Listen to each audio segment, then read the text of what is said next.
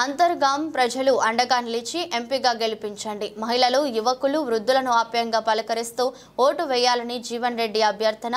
అంతర్గాం ఒడ్డెర కాలనీలో Nizamabad Congress party MP అభ్యర్థి తాటిపర్తి జీవన్ రెడ్డి ముమ్మరంగా ప్రచారం.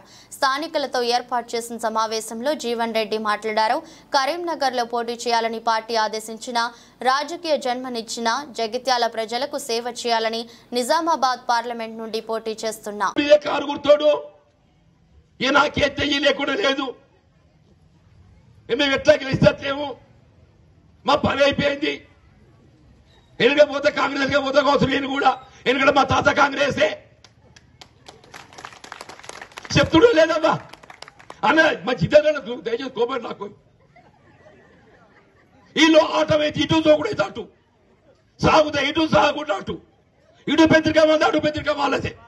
అవునా? టీడీపీ దత్త ఇలేదు రాజ్యం, టీఆర్ఎస్ దత్త ఇలేదు రాజ్యం. ఇలా కాంగ్రెస్ వచ్చింది కదా, కాంగ్రెస్ ఎక్కడదో మా తాత పార్టీది. ఓర్రేక మీ తాత పార్టీ అయితే ఇందులో టీఆర్ఎస్ ఎందుకు చేసినావు నువ్వు? ఎమ్మెల్యే ఆడీడు అంటున్నట జీవన్ రెడ్డి ఏమనుకుంటుండో, కాంగ్రెస్ ఎక్కడ మా తాత పార్టీ నన్ను కాదంటారా? ఓర్రియాక కాంగ్రెస్ కిలా గిన్ని మాటలు మాట్లాడతావు, తిట్టని తిడుతావు. పాప పెద్ద మనిషి అని గెలిపించాలి చొక్కరావు సార్ను. ఆ చొక్కరావు కూడా తిరిగండి అయినా అని ఓడిపోయేటప్పుడు ఈయనే పాత్రుడని చెప్పట్టు నేను పట్టుకో తిరిగా.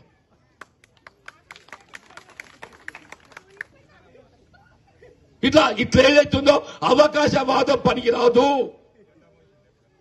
అవకాశవాదం పనికిరాదు. ఇలా తెలంగాణ గురించి మాట్లాడుతున్నారా? మా జితేంద్ర ఏదైతుందో తెలంగాణ జెండా పట్టుకొని కాంగ్రెస్ దూరం పోయిండు.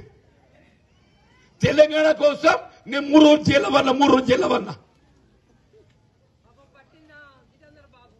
3 రోజులు జైలు వన్నా. ఈయన వన్నడో పని నాకు తెలియదు. ఈయన ఉద్యమం చేసిండు. నేనేదైతుందో రైల్లో ఒక సందర్భంగా రైలుకి అడ్డం అంటే కాంగ్రెస్ పార్టీలు ఉండి నన్ను పట్టుకపోయి కరీంనగర్ సెంట్రల్ జైల్లో 3 రోజులు జైల్లో చిప్పకూడు తిన్నా అంటున్నాను. ఎందుకు తిన్న చిప్పకూడు? తెలంగాణ కోసం తిన్నా. నీ సంజయ్ బాబు తిన్నాడా? నీ పువ్వుకూడు అరవింద్ తిన్నాడా అంటున్నా నేను. వీళ్ళు తెలంగాణ మొగోళ్ళు అయినరు. దయచేసి ఆలోచించండి చెప్పంటున్నా. లింగపేట రైల్వే స్టేషన్ చెప్పిండు. నేను చెప్తున్నా, ఇలా తిరుపతి రైలు ఉందవా కెర్మేట దాకా వస్తున్నది. జీతాలు రావద్దామా? రైలు కేంద్ర ప్రభుత్వం తల్లి. ఆ పువ్వు గుర్తు ఏం చేద్దా?